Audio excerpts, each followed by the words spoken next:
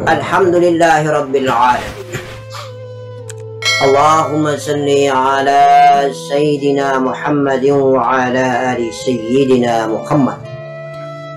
Ashhadu an la ilaha illallah wa ashhadu anna Muhammadan Rasulullah. Ya Allah ya Rabb, ya Jalali wal Ikram. Inni wajjahtu wajhiya lilladzi fatara as-samawati wal arda hanifan musliman wa ma ana minal musyrikin. Inna salati wa nusuki wa mahayaya wa mamati lillahi rabbil alamin. La syarika lahu wa bidzalika umirtu wa ana awwalul muslimin. Ya Allah, ya Ilah. Ya Allah, ya Allah. Ya Rahman, ya Rahim. Ya Allah, ya Allah, Zat yang maha agung dan maha bijaksana, yang telah mempertemukan kita ke dalam majelis yang dicintainya, yang telah membuat kita tergerak hati untuk mendatangi melalui langkah kaki yang cukup jauh, hingga kita berkumpul di dalam pertemuan yang indah di hadapannya. Allahumma salli ala Sayyidina Muhammad wa ala ali Sayyidina Muhammad. Sallallahu ala Muhammad sallallahu alaihi wasallam. La hawla wa la quwwata illa billahil aliyyil azim. Inna lillahi wa inna ilaihi raji'un. Inna lillahi wa inna ilaihi raji'un.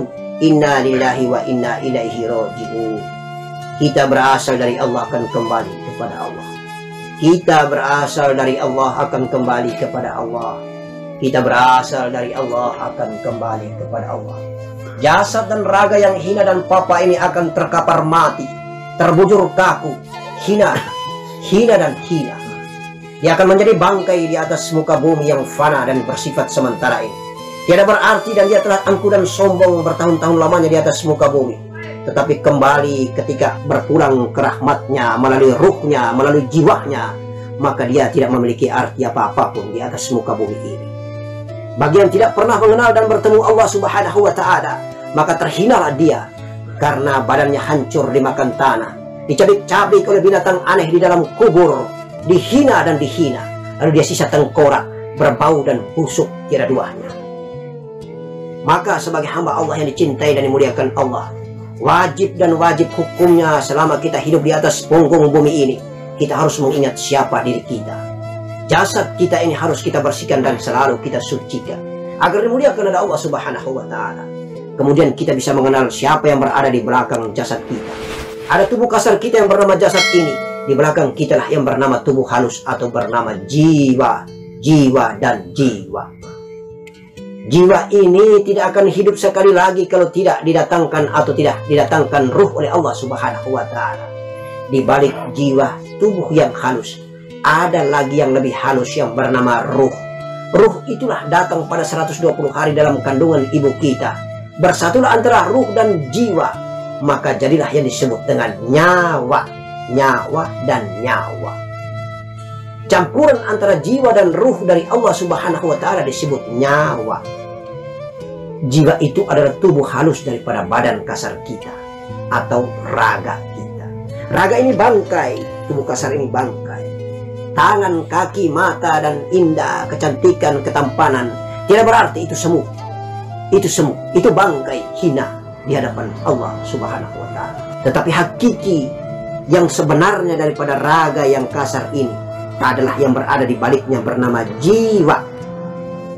Jiwa itu pun tidak kalau hidup kalau tidak didatangkan atau tidak ada di dalamnya ruh. Ada ruh di dalam jiwa, maka jiwa itu hidup. Campuran antara jiwa dan ruh yang berada di dalam yang membuat hidup itulah disebut dengan nyawa. Jasmani badan yang hina papa ini diciptakan oleh Allah dari alam ke alam. Dari alam wadi menuju alam madi. Dari alam madi menuju alam mani. Dari alam mani menuju alam manika. Apa itu alam wadi? Alam wadi di mana jasmani manusia ini diciptakan. Pada kala itu bersumber daripada api, angin, air, dan tanah. Masih berwujud unsur api, angin, air, dan tanah. Jasmani itu pada saat itu berada di alam yang disebut dengan alam wadi. Kemudian masuk dipindahkan ke alam yang kedua, bernama alam madi. Di alam madi itu jasmani manusia ini sudah bergabung di dalam makanan dan minuman kita. Dia berada di binatang, dia berada di pepohonan, dia berada di sayuran, dia berada di tumbuh-tumbuhan dan lain sebagainya. Kemudian makanan itu terhimpun di dalamnya menjadi saripati. Berpindahlah jasmani ini menuju ke alam yang ketiga disebut dengan alam mani. Di alam mani itulah kita hidup. Jasmani ini hidup. Kemudian dipindahkan lagi di alam mani manikam. Di mana alam mani manikam itu? Alam mani manikam itu terjadi ketika berhubungan badan antara ayah dan ibu kita. Pertemuan antara alif dan ba, antara suami dan istri. Lalu dipindahkan lagi ke alam rahim. Di dalam alam rahim, pada saat umur 4 bulan dan 120 hari itulah terjadi dialog. Qalu bala syahidna alastu bi rabbikum. Katakanlah aku ini Allah Tuhanmu. Lalu terjadilah dialog itu sepanjang masa. Panjang usia perdialogan itu. Tanya jawab itu. Ikrar akidah itu. Jiwa ini mengatakan, ana, anta, anta. Engkau dan saya adalah saya. Di dalam jiwa ini, profil jiwa ini terkandung unsur akal, unsur kolbi dan unsur nafsu. Gaibnya akal kita ada di jiwa. Gaibnya nafsu kita ada di jiwa. Gaibnya kolbi kita pun ada di jiwa. Nafsu ini, saking bangkang dan bantahnya dia belum mau mengakui bahwa dia adalah hamba dan Allah adalah Allah Tuhannya yang harus patut dan disembah. Dalam beberapa kitab para ulama, sesungguhnya dia dihukum. Nafsu ini dihukum pertama dimasukkan ke dalam api yang sangat panas. Bertahun-tahun lamanya dia dihukum di api yang sangat panas. Dikeluarkan dia dari api. Disuruh dikatakan qalu bala syahidna alastu bi rabbikum. Dia tidak pernah juga mau mengatakan. Ingkar terus. La dan la terus. Kemudian dihukum lagi yang kedua. Dilemparkan lagi di kampung. Di tempat, di negeri yang sangat dingin. Lebih dingin daripada kutub utara. Namanya negeri Jamharira. Jamharira. Sangat dingin dan sangat dingin sekali. Tetapi tidak mampan juga bertahun-tahun lamanya. Dikeluarkan dari negeri Jamharira.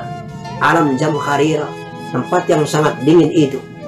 Masih juga dia ingkar. Tidak mau mengakui bahwa Allah itu adalah Allah. Dia adalah hamba. Kemudian yang ketiga, Allah mengurung dia, penjarakan dia dengan cara tidak dikasih makan, tidak dikasih minum, nafsu ini. Kemudian dia mengemis-ngemis, menangis-nangis, merintih-rintih, minta dikeluarkan dia dari penjara karena tidak saking tidak tahannya dia dengan makan dan minum. Lapar dia. Langsung dia sujud kepada Allah, mengakui, engkau adalah Tuhanku Allah Subhanahu wa ta'ala yang pantas aku sembah dan aku sujud. Aku adalah hamba.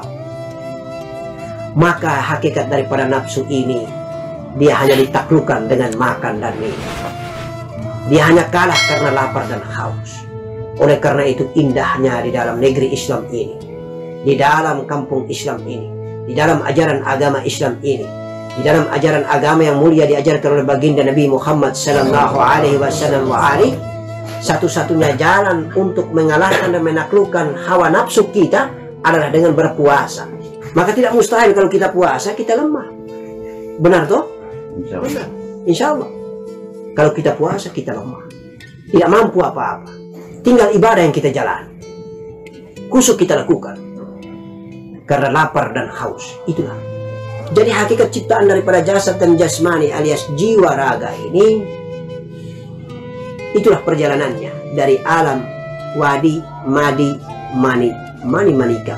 Perjalanan ini membuat kita merenung bahwa badan kita ini yang di luar ini tidak ada artinya. Tidak usah kita terlalu mengkultuskan. Tidak usah kita terlalu sombong dan membanggakan di atas muka bumi ini, atas ketampanan dan kecantikannya. Tidak usah terlalu kita sombong dengan kecantikan kita. Tidak usah terlalu kita sombong dengan ketampanan kita. Tidak usah kita sombong karena kita terlalu kuat dan sakti mandraguna. Tidak usah kita sombong karena badan kita kekar dan besar. Tidak usah kita sombong karena di dalamnya kalau tidak ada jiwa, tidak ada ruh, tidak ada nur, tidak ada Allah, insya Allah dia mati dan terhina. Oleh karena itu hanya sekilas saja. Jiwa itulah penentu segalanya daripada jasad ini. Dan jiwa akan mati kalau tidak ada ruh di dalamnya. Maka hadirin yang dimuliakan Allah Subhanahu wa Ta'ala, kalau kita biasa tidur malam, kita mimpi, kita melihat sebagaimana diri kita berjalan, itulah jiwa kita. Kadang-kadang kita melihat jiwa kita makan, kadang-kadang kita melihat jiwa kita sekolah, kadang-kadang kita melihat jiwa kita ada melakukan aktivitas apapun. Karena memang di dalam profil jiwa yang gaib itu ada akal, ada nafsu, dan ada qalbi. Itulah jiwa.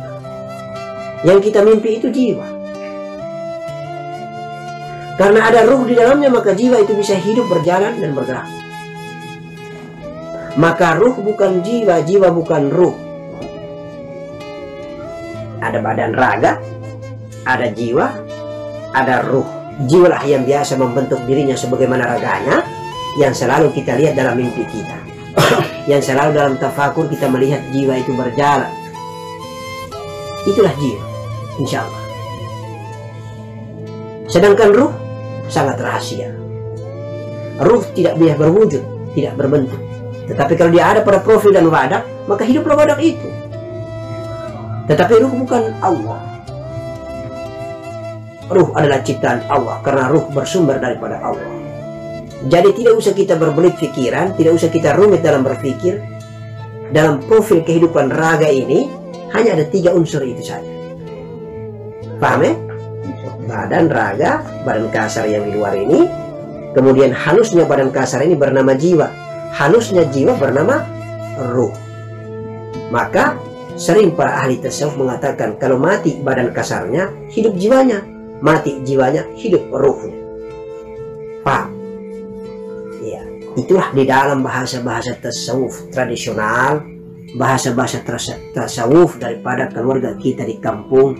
Mereka mengatakan selalu ada 3 elemen besar: Allah, Ahmad, Adam. Allah itu adalah ruh, sedangkan Ahmad itu adalah jiwa, Adam itu adalah tubuh kasar. Muhammad adalah Adam Abu Bashar, Muhammad Abu Arwah, Abu Ruh. Maksudnya Muhammad itu adalah bapaknya jasad Adam, Muhammad itu adalah bapaknya bapaknya ruh. Paham ya? Paham tidak? Paham. Iya, ya. Kita bicara ini, kita tidak usah bayangkan tentang datuk kita Nabi baginda Rasulullah yang berayahkan Abdullah ibnu Abdul Muttalib. Nah, hakikinya, halusnya, tasawufnya, syariat jasadnya itu beliau di sana, baginda kita yang sudah meninggalkan dunia yang kita cintai. Nah, itulah pertanyaan dan persoalan-persoalan yang selalu kita pecahkan bersama. Nah, jadi kalau kita pikir-pikir, siapa yang lebih mengenal Allah? Yang lebih mengenal Allah itu adalah jasad daripada Nur Muhammad, baginda Nabi Muhammad Sallallahu Alaihi Wasallam. Dia yang lebih mengenal Allah karena hakiki dirinya sendiri. Makanya sebenarnya harus kita bertanya, kenapa kita yang beragama Islam ini selalu ada nama Muhammad di depan? Ya toh? Ada Muhammad Nur Adi, ya toh? Ada Muhammad Kamran, ada Muhammad Hamka, Muhammad Yakub, Muhammad selalu depan. Itu sebenarnya lambang, insya Allah sudah diterangkan dan ditegaskan dengan jelas itu, bahwa kita ini adalah Muhammad. Muhammad jasad juga Muhammad ruh. Ruh itu juga Muhammad, jasad itu juga Muhammad. Awal, akhir, zahir wal batin. Makanya kita disuruh belajar mengenal diri. Siapa diri kita ini sebenarnya? Kalau yang lebih mengenal Allah Subhanahu wa Ta'ala, pencipta diri ini, yang bernama datuk kita baginda Nabi Muhammad Sallallahu Alaihi Wasallam, maka logika dan masuk akalnya kita harus mengikuti syariat jasadnya, sunnahnya. Tidak bisa kita tinggalkan. Beliau lebih jauh mengenal Allah, tetapi beliau sholat, beliau puasa, beliau melaksanakan syariat sunnah kebiasaan. Maka kalau kita mengenal diri kita ini, raga kita ini adalah Muhammad, ruh dan jiwa kita ini pun adalah Muhammad, insya Allah kita juga melaksanakan akhlak sebagaimana baginda Nabi Muhammad Sallallahu Alaihi Wasallam. Kita juga harus mengamalkan apa yang menjadi aktivitas dan kegiatan-kegiatan baginda Nabi Muhammad Sallallahu Alaihi Wasallam, agar sempurna connect, signifikan betul, lurus benar perjalanannya dari jasad Muhammad juga masuk kepada ruh Muhammad. Itu maksudnya. Sehingga tidak ada cerita bilang kalau sudah belajar tasawuf kita tinggalkan syariat, batalkan syariat, tidak berlaku lagi yang namanya sholat. Tidak, tidak, dan tidak. Kalau engkau mau belajar mengenal benar yang sesungguhnya dirimu, maka sesungguhnya dirimu adalah Muhammad. Maka sunnah dan perilakumu harus sebagaimana yang aslinya bernama baginda Nabi Muhammadin sallallahu alaihi wasallam. Itu dasarnya. Maka kita tidak bisa tinggalkan yang bernama ilmu fikih, syariat, sunnah Nabi Muhammad sallallahu alaihi wasallam. Maka kemarin kita sudah katakan bahwa justru di dalam syariat itu juga ada tarekahnya. Di dalam syariat juga merupakan kendaraan menuju hakikat, menuju kita mengenal diri kita yang sesungguhnya. Jadi tidak bisa kita kasih pisah-pisah antara kulit dan isinya. Barang siapa yang memisahkan kulit daripada isinya, maka isinya akan bau. Seperti pisang, kalau kita tinggalkan kulitnya, maka isinya pasti akan bau. Oleh karena itu kulit harus menyatu dengan isinya. Isinya harus membungkus sampai dengan tingkat kulitnya. Maka sempurnalah dia. Itu yang dimaksud dengan hakikat daripada Islam kafah. Utuh. Tidak boleh dipisah-pisahkan. Tidak boleh mati bercerai. Tetapi harus mati menyatu. Itu baru sempurna mengenal diri. Dari kulitnya sampai ke isinya. Dari raganya sampai ke ruhnya. Raga, jiwa, dan ruh. Harus betul-betul dikenal. Mudah-mudahan Allah meridhai. Barangkali garis besarnya itu kita masuk ke diskusi dan dialog. Insyaallah. Wabillahi taufiq wal hidayah. Wassalamualaikum warahmatullahi wabarakatuh.